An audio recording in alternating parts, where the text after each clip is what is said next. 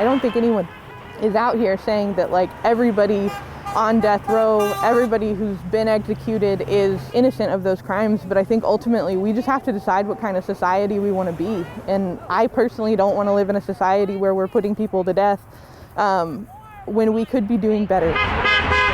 Especially in the case of Donald Grant, you have a man here who is a diagnosed schizophrenic. Like, he is mentally ill. And I think we just have to do better than that. Sentence of Donald Grant has been carried out. The time of death was 10:16 a.m. The attorneys for death row inmates was very vigorous.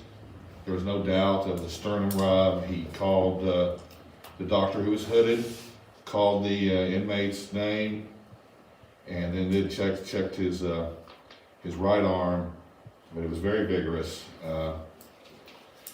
The hitched breathing, I called it slight gasping.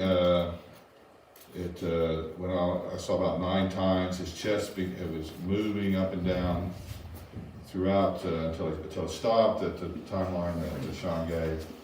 But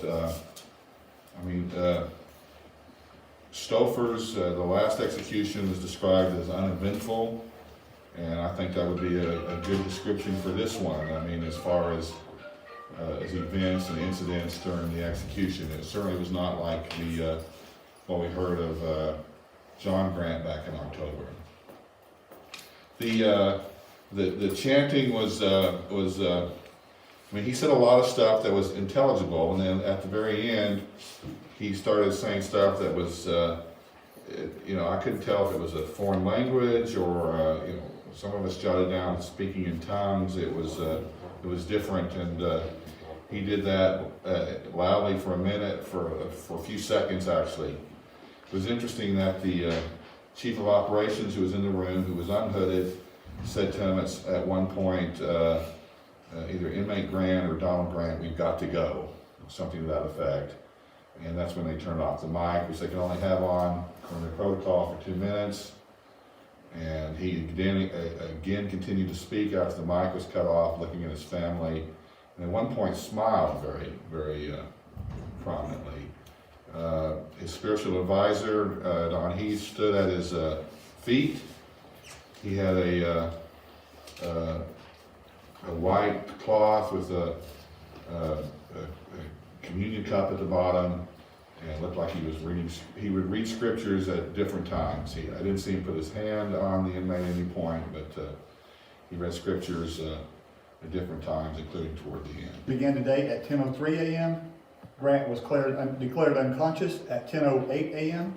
and Grant was pronounced deceased at 10:16 a.m. I recognize today's events impact many people on many levels, especially the McElyea family, the Smith family, and the Grant families. As the director of the Oklahoman Department of Corrections, I'm ordered to carry out the orders of the court, and we did so today. The agency has done so with professionalism, with respect for the process, and for the dignity for all those that were involved. I am ready to remember the beauty of my sister instead of reliving the brutality of her death.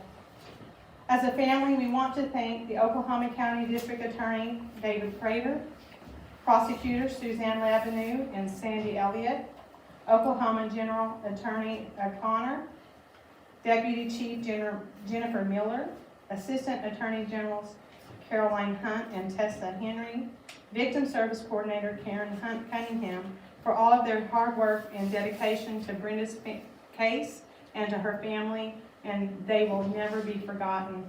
Thank you so much.